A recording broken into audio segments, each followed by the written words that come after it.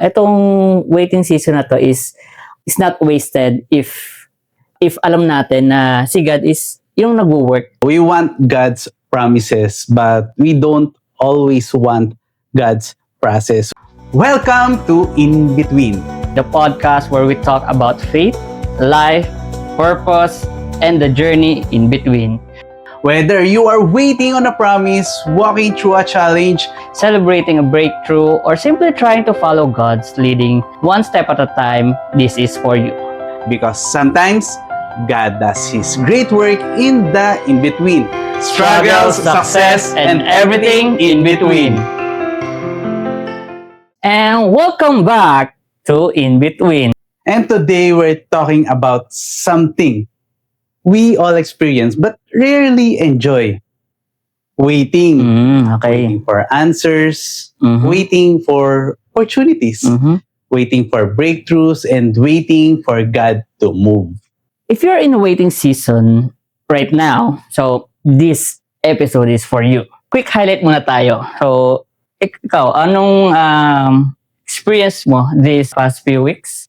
So past few weeks, Lord, si Lord, dinayaan niya akong maging compassion. Kasi grabe yung, alam mo yun, from selling high-end and luxury properties here in Cavite, particularly here in the South. So, parang pinapa-reflect sa akin ni Lord na masayang-masaya ka pag nagbebenta ka ng 3 million, 5 million, to 10 million and up.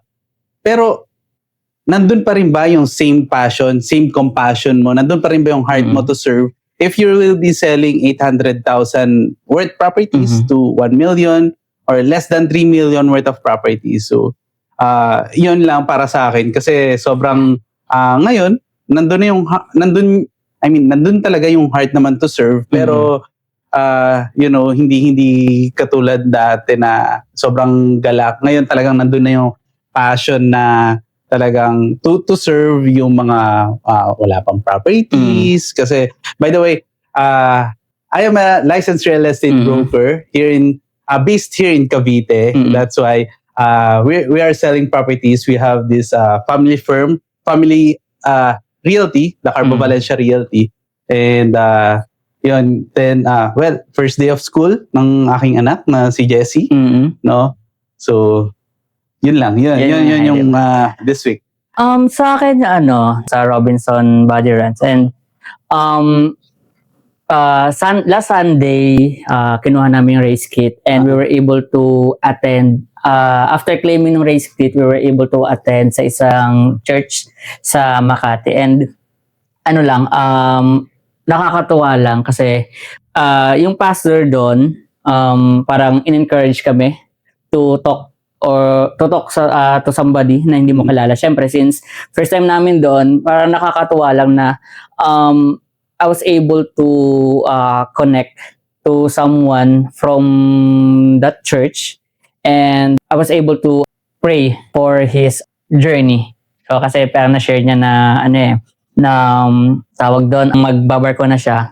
So, yun, I was happy lang na nagkaroon ako ng chance na ipag-pray siya. Actually, itong episode today is very perfect siya kasi gaya ko na sa waiting season ako. And what do you think or why do you think waiting season is difficult? Kasi waiting season, katulad nga nung nabanggit ko before, no? Katulad nila Moses, waiting season going to promised land, biruin mo 40 years yun. And ayaw naman natin yun. Ayaw natin yung waiting season. 40 years na yun. Kaya nga, we are talagang seeking, deeply kneeling, being humbled down, na talagang, Lord, huwag mo naman kami padaanin sa 40 years, no? Baka kasi, di ba, bago pa natin ma-enjoy yung life itself. Bago pa natin ma-enjoy yung life itself, para na tayong KFC, di ba? Parang si KFC. 66 years old or 60 plus years old before niya mabuo yung KFC. And prayerfully, though maganda yung story ni KFC, hindi naman mangyari sa atin. What I mean is, prayerfully, before tayo ma-weekend, before tayo mawala ng time, yung ma-enjoy natin along with our loved ones, yung mga success stories, yung mga breakthroughs natin, no? Okay. So I think one reason din no na kung bakit waiting is so difficult is we naturally want certainty, 'di ba? Parang yung yung nakwento mo na umabot ng 40 years pero in between doon marami sa kanila yang hindi na makapag-antay, 'di ba? And sa panahon natin ngayon, parang we are so focused on the destination, 'di ba? And we tend to neglect the process.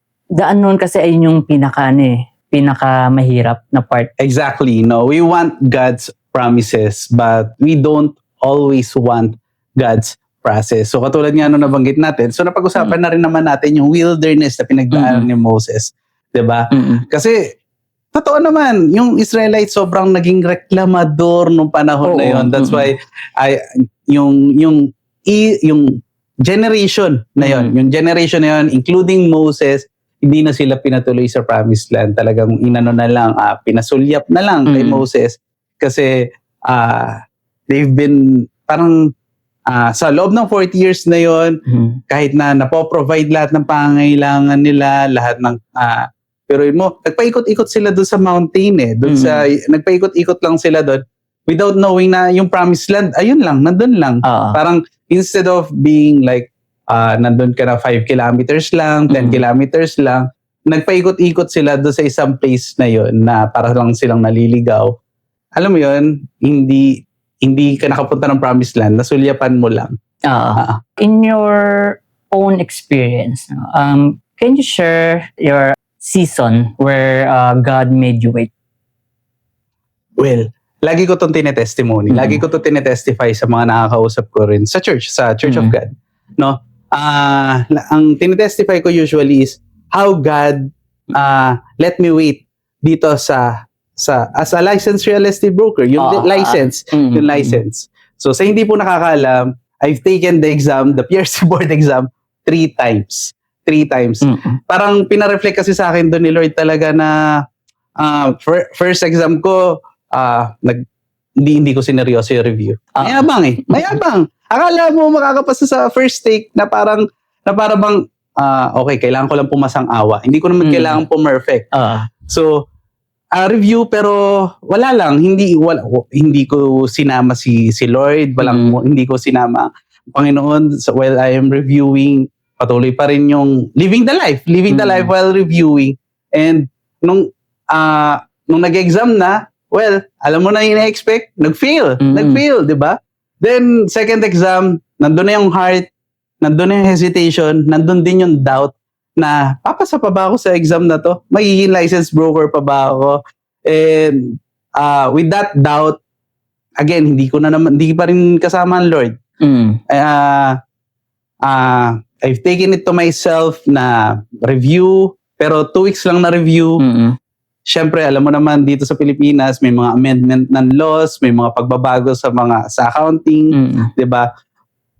And then again, I fail. Actually, yung third time, ayoko na talaga mag-exam Ayoko na talaga mag-exam, wala na sa puso ko yung pagbo-broker. Sabi ko, siguro hindi ako nilagay ni Lord dito. Hindi para sa akin ang real estate. Well, before ako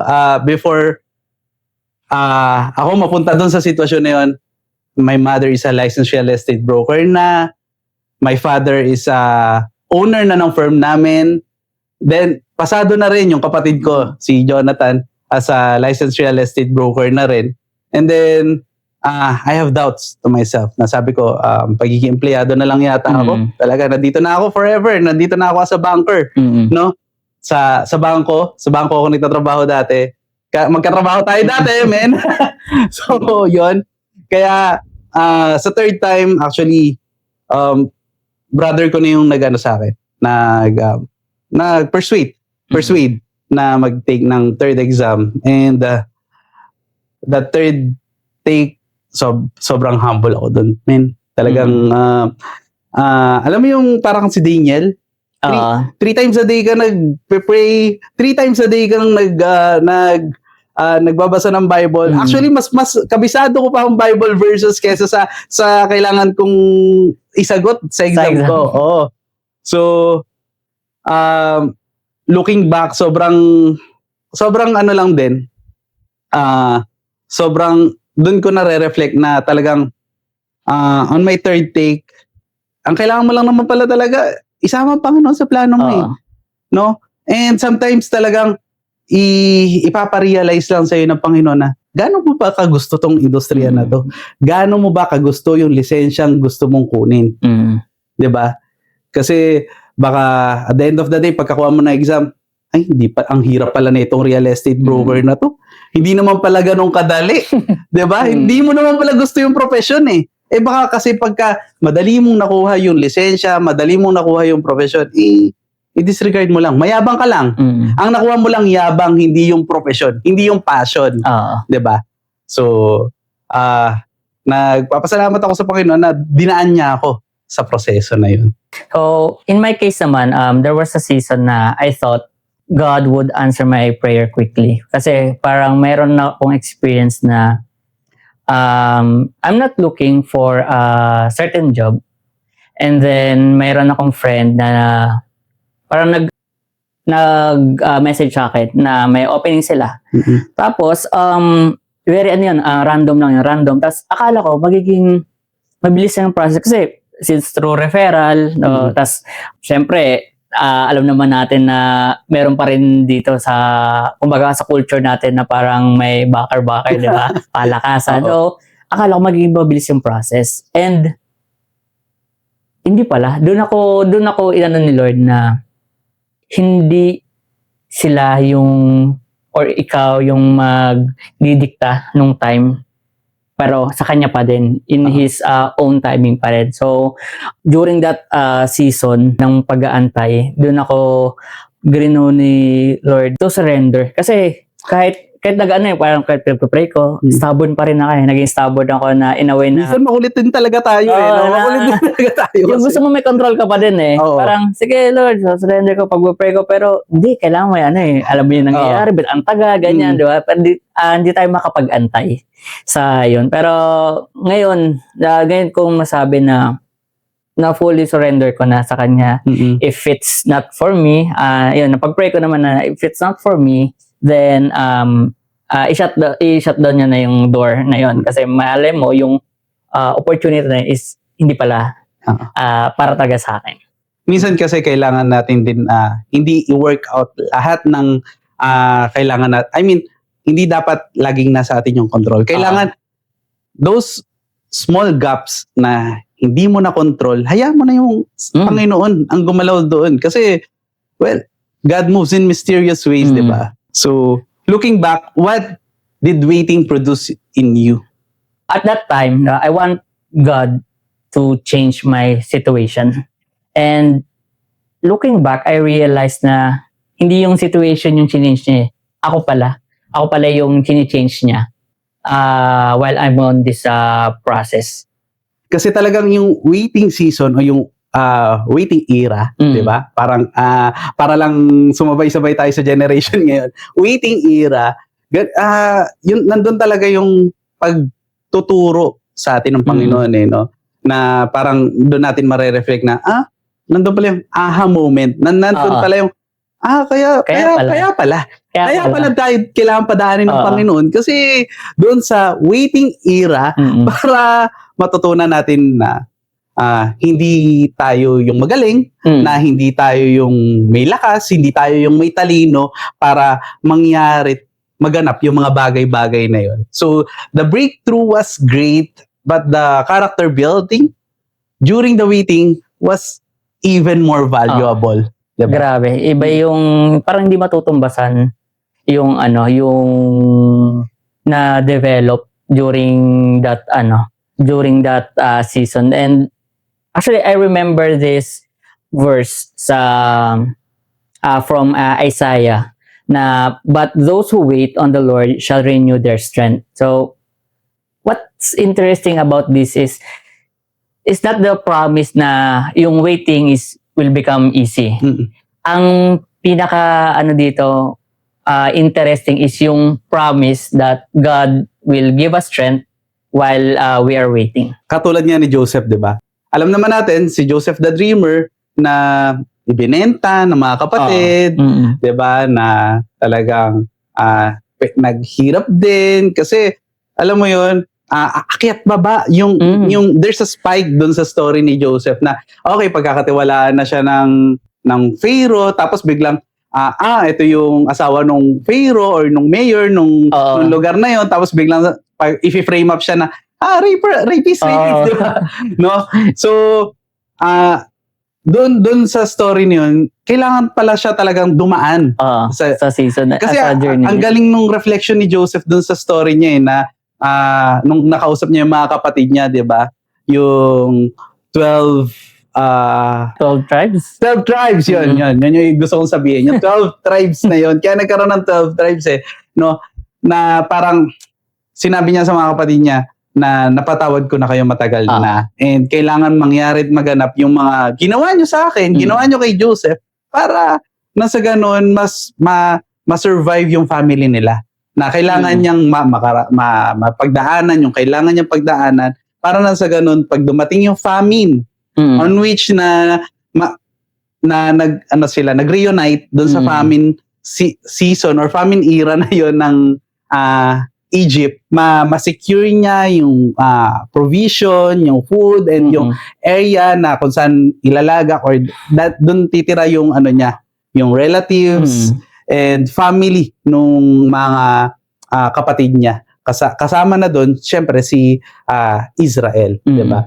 So, prison wasn't the destination, but God used it as preparation. And sometimes, di ba, we tend to be frustrated because God is taking too long, di ba? But then I realized na maybe He's preparing us for something bigger sa pinagpe-pray natin, di ba? Actually, yun din yung hope. Yun ang kagandahan kasi na meron tayong pinaniniwalaang Diyos sa puso natin na kasi there's always an hope. Kahit na gaano ka-drastic yung pinagdadaanan natin, kahit na kung sa iba na walang Panginoon, sobra na yung anxiety, stress, sobra na silang nadidistract dun sa mga kakaisip na either finances, may it be in health, sa kahit anong mga aspects ng buhay natin, di ba? Kung wala ang Panginoon, mas mahirap eh. Pero dahil nga alam natin na the Lord planned it all, di ba? Ang nakalagay nga yun sa Bible, di ba? Na His plan is to prosper us prosper you, not to harm you. Jeremiah 9:11, di ba? Na alam natin yung plano niya is for the greater good always, di ba? So, if you're in a waiting season, here's one challenge, di ba? So, instead of asking God when, di ba? Di ba? Minsan talaga, hindi naman talaga maiwasan yung tanong na yun eh. Lord, kailan ba? Kailan ba matatapos tong problema na to? Kailan ba matatapos yung season na to? Lord, di ba? So, why not try asking, God, what are you teaching me right now? So, ano ba yung gusto mong ituro sa akin dito sa waiting era na to na kung saan matututo ako at yung mga na magagamit ko sa mga nasa paligid ko rin. Diba? Actually, naalala ko yung sinabi mo is same din ng sinabi ni ate na kasi parang we're having this conversation about yun nga yung sa story ko na share about sa professional life, and then sabi niya, alam mo, may tinuturo sa'yo si Lord. And then I realized na oo nga no, itong waiting season na to is not wasted if alam natin na si God is yung nagwo-work nito sa atin. And ang ang saya lang din na during this season meron tayong panghahawakan or meron tayong matatakbuhan. Sobrang calming kasi talaga na meron tayong Lord sa puso natin, meron tayong Panginoon sa puso natin, lalo na pagka nababasa natin yung mga salita niya in the Bible, 'di ba? 'Di ba? Sobrang calming, sobrang encouraging talaga. Speaking of pagbabasa, ayun yung isa sa mga nag-grow sa akin ngayon na parang kasi ang tagal, 'di ba? So naisip ko, ang tagal na nito. So, habang nagbabasa, parang, ay, mas nagkakaroon ako ng hunger sa word niya. Mm, mm. Kasi siya ko, ano ba yung nire-reveal sa akin, Lord? Ano ba yung tinuturo niya sa akin? So, right there and then, parang, ayun yung, isa yun sa mga ginogrow niya while I'm on this season of Season. waiting. Well, lahat naman tayo nasa waiting season kasi may iba't iba naman tayong prayers. Mm. Even kami sa family namin, aminado naman kami, nasa wilderness din naman kami ngayon. And may mga pinagpipray tayo na alam natin na ang maganda lang, while praying, na alam natin may gustong ituro ang Lord eh. Na alam natin, in a snap, walang imposible sa Kanya. Oo, wala. Walang imposible. Sobra, He's the God of the impossible. Impossible. Na He can make the impossible possible. Yan. Ganda. And that's it for today. So, thank you for spending time with us. Ang dami man natin gusto pang pag-usapan, pero yun na lang yung oras. Yun lang muna for now. For now. Yeah. So, if this episode encouraged you, please follow, share, and subscribe. Or share with a friend, no? Yes, and tama, connect with us online. So, until next time, always remember, keep trusting God through every season, and we'll see you in between.